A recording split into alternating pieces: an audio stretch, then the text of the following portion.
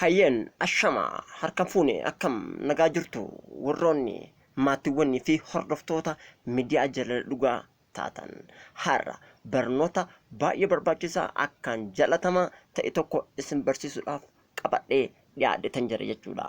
Barnootichillee maalidha yoo kan jettan taate kan walumaan ilaalluta jechuudha. Barnootichi guyyaa har'aa ani isin barsiisu sekireetiiwwan bilbilaa isin barsiisa jechuudha. Sekireetii bilbilaa kanneen bilbila keenya irratti osoo beekumsa keenyaan ala dalaguu danda'an isin barsiisa. Maali sekireetiin naan jettan? Koodiin dijiitii 2 fi dijiitii 3 kan bilbila keenya irratti yeroo barraa'e dalagaa dalaguu danda'utu jira jechuudha. Isa san isin barsiisaa hanga xumura bikiyyaatti na wajjin turaan affeerraa keenya. Osoo gara barnoota keenya guyyaa har'aa hin galiin dura warroonni hanga har'aa maatii chaanala keenyaa hin taane mallattoo sabskraayibii gadi qabuudhaan notifikashinii bilbila keenyaa on godhachuudhaan maatii ta'uu hin dagatinaa isin jenna. Baay'ee isin galateeffanna. Dhaggeeffattoota keenya barnoota keenya guyyaa har'aatitti yeroo kan isin dabartu ta'e sekireetii koodiin si'a duraatiif ani isinitti argisiisu maalidha yoo jettan bilbilli keessan kun hidhamuu fi hidhamuu baachuu isaa kan ittiin addaan baafattanidha. Innis *#67* kan jedhu kana erga barreessitanii booda ni bilbiltu. Koodii kana erga barreessitanii booda ni bilbiltu. Kanaan booda wanta inni nuun jedhume walumaan kan ilaallu ta'aa jechuudha. Wanta inni nuun jedhu kan walumaan ilaallu ta'amee nan bilbila. Yeroon bilbilu wow haala kanaan na baasee jira jechuudha.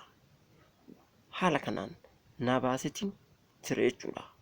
Wanti inni na baase yoo agartan wanti inni na baase kana na baase jechuudha. Call forward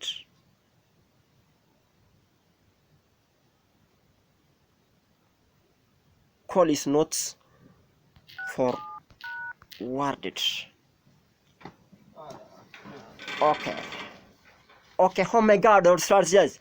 Call forwarding, voice is not forwarded, data is not forwarded, fax is not forwarded, SMS is not forwarded, synchronization is not forwarded, unsynchronization is not forwarded, packet is not forwarded, pad is not forwarded, video is not forwarded. Jechuutu jira jechuudha. Dhaggeeffattoota keenya bilbilli keenya hin hidhamne fine ta'ee jira jechuudha. Mee kan itti aanu immoo kan isinitti agarsiisu bilbila keenya kana information isaa ilaaluu yeroo barbaadan haala kana koodii tanatti galfadha.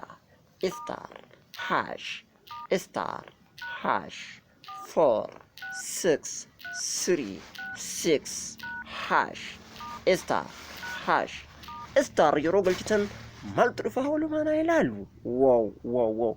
Phone information, usage status, wifi information kan jedhu kanatti nu dhufe waan ta'eef baay'ee galatooma. Koodii ammaa san itti fayyadamaa isin jedha. Koodichis yeroo tokko irra deebi'eetiin isin barreessa *#46366# yeroo mallattoo istaarii dhumaa tanarra jirtu san tuqe ofiisaatii hojjeta waan ta'eef mallattoo istaarii takka dhiisan jira jechuudha. *#4636# dhumarratti istaarii tokko galchitanii ran yeroo gootan phone information ittiin galcha phone information isinii fida jechuudha. Baay'ee galatooma itti fayyadamaa haala kanaan. Kan itti aanu security koodiin ani isinitti himuuf deemu inni itti aanu kan ittiin call forward godhan yookaan ittiin silkii namaa xalafuu danda'an koodii isaan isinitti argisiisa. Koodiin ishiis *#21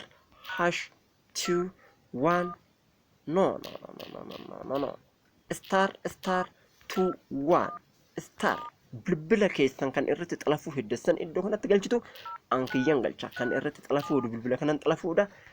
Zaki isinillee keessan galfadhaa isinin jedha. haala kanaan erga barreessanii booda mallattoo riqichaa erga gadi qabdanii booda haala kanaan kan bilbiltan ta'uusaati. Kana yeroo bilbil lakkoofsi kun silkiin kun gara lakkoofsa asirratti barreessee kanarratti xalafamee na dhaggeeffachuu waan danda'u jechuudha. Mee nan bilbila. Wow. Erga haala kanaan hidhamee gubbaa kanatti mallattoon akka na hidhame mul'isu takka kinoo gubbaa kana jirti yeroo kana agartan taate. Gubbaa kana jirti. Yaa'u erga isa kana arginee booda immoo akkamitti hidhamuu isaatu beerra. Yeroo kan jenne taate akkuma duratti isin jedhe *#67# mee maal akka nuun jedhu laalla.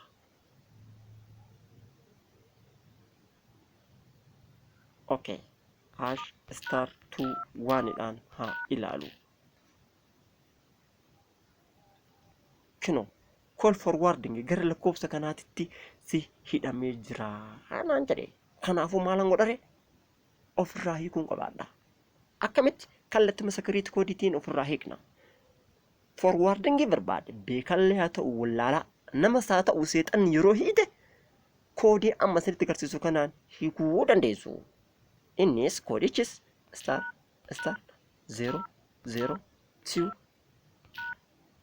masalaan erga gooneen booda isa kanaan bilbilee kan seexanillee namnillee hidhe haala kanaan ofirraa hiikuu dandeenya jechuudha.